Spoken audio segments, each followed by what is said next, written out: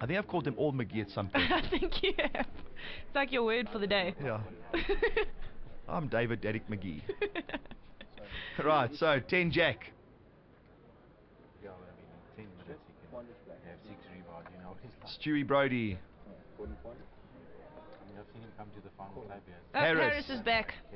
Harris likes the 5-4 of clubs. That's definitely not going to work. Well, it's a step up from 2-3, so we're making progress.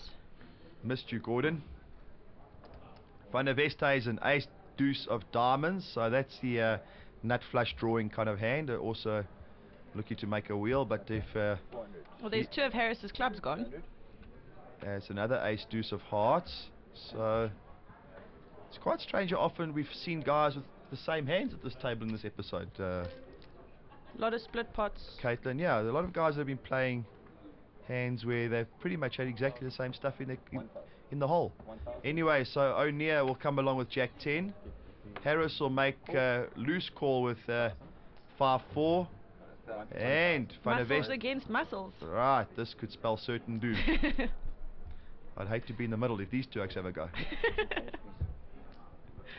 Although I do have some serious ninja moves. You know Kung Fu. No, that's Kung Fu. I know ninjutsu. It's 2 different arts. You should learn duck and run. You're right. That's the one I'm really good at. Anyway, so it's ace, 5, 7. They both pair their ace. Neither of them have a decent kicker. Harris has a 5. More importantly, it's funny how every time he calls with like a terrible hand, he finds the board every time. And strangely, what's more interesting is O'Neill with Jack 10 will come straight out into this pot. Once again, the worst hand betting. Well, it is a C bet. He was the pre-flop raiser with his Jack 10, so he's trying to represent a big ace. So he's just firing out your standard continuation bet. But there's your standard continuation bottom pair call.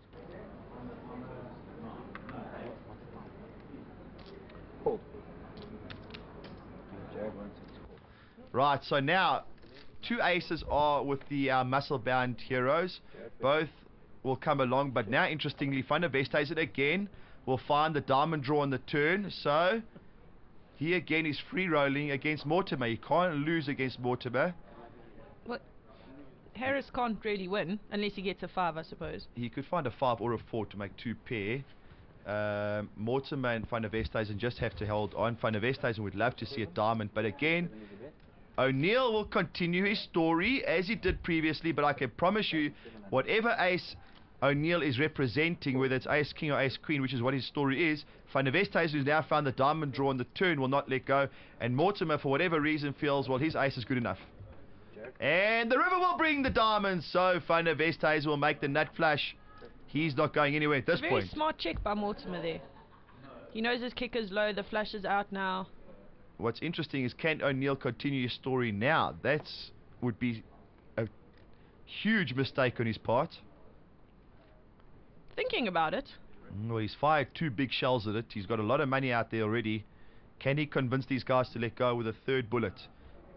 He'd hate to find out what Van der Westhuizen's cards are at this point, because that would slow him down very quickly. Almost looks like he's going to give it a try. Yeah, he's got the chips in hand. He knows he can only win this pot by firing it. He's already fired 2 shells. He said all in! And Neville what a mistake! Before the money even hit the table. And I think Neville, it sounds to Neville like he's just found the 6th lucky number on the Powerball lottery, and Automac Van der Westhuizen's got the nuts, and again he will pick up a massive pot.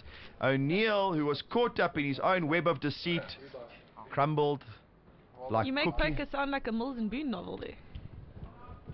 Do I? Webs of deceit. Back to the all-in action on the outside table. Well, this is a... Well, what a hand. Top 2 pair aces and kings. Rosenthal found bottom set of 4s, and that'll be all the money for little Bozo. Nice big healthy pot for Bozo.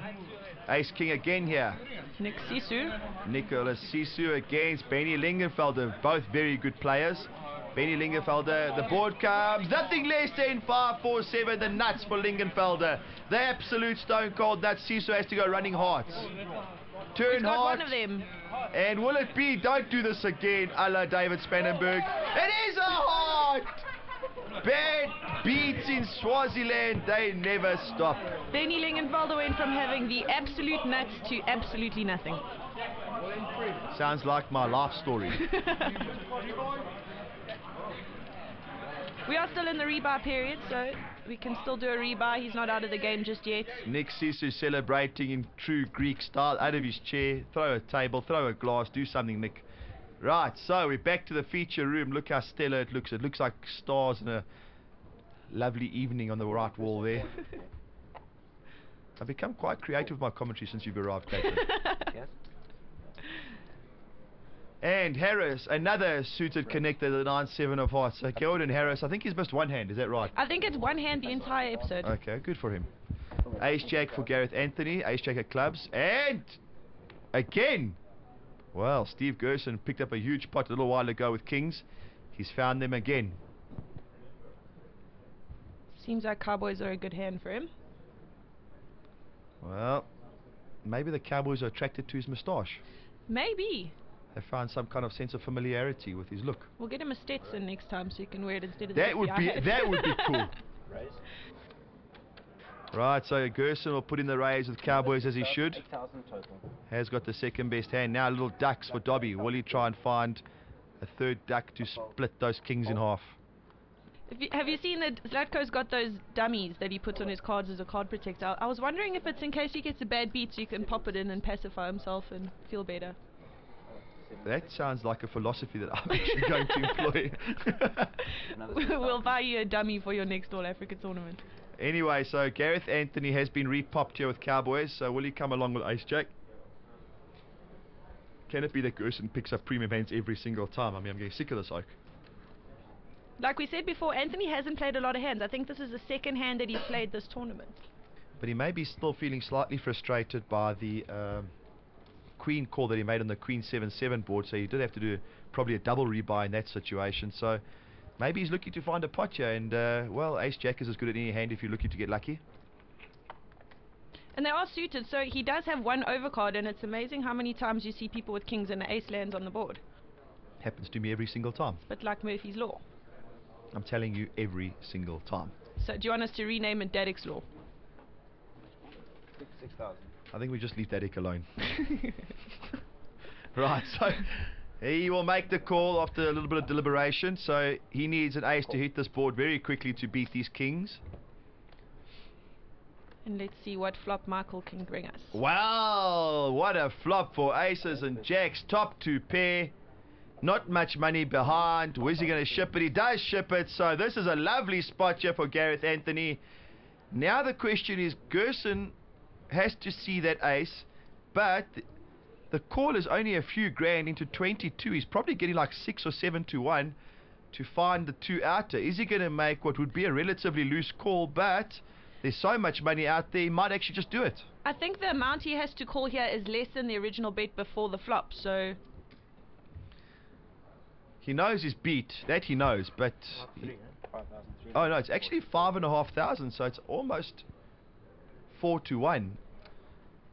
It's almost 4 to 1 for the price in money, but you can see from the percentages there, Captain, he's about a 5 to 1 dog in terms of winning this hand. So he's almost got the right price. If it was a little bit cheaper, say 4,000 into 22,000, he'd make the call because pretty much exactly the right pot odds. He's a little bit outpriced here in terms of being a 5 to 1 against favourite, a 5 to 1 against dog, and he's getting asked 4 to 1 in his money, but he does make the call. You can see he hates the call. He knows he's in trouble. It's 28,000. He's got kings, so he's looking for two outs. He's got two cards to find it. But we are at All Africa, and we know what happens on the river here. The king is coming. That's a horrible thing to say, Dave. 9 and Mimi. Ah, what did I tell you? It's as good as given. Sorry, Gareth. Horrendous river for Gareth Anthony. I feel terrible for Gareth, but one thing's for sure, if it's a 2 outer in Swaziland, it's pretty much a favourite. Let's go to the chip count at our feature table. Steve Gerson, who has just won that massive pot, is right up there on the top, and pretty much the same otherwise. Gordon Harris still way down at the bottom. Well, Gordon Harris is all but 4,000 chips. I think he spent 104,000 rand getting them. Our tournament leaders, Nicholas Zackham, previous champion, 165. Ray Rami, previous champion, 137. Robert K, previous final tableist, 126. Ryan Brower, multi-final tableist, 100,000. Yaku Storm, final tableist. Look at these names. Caitlin, we've got some great poker coming up in future episodes. And as you can tell, all the big names are in Swaziland and they are doing damage already. Well, it promises to be a very exciting tournament. We hope to see you guys in the next episode. Until then, though, that's all the time we have for tonight. And from Caitlin Fox and me, David Daddick, it's been a wonderful first episode.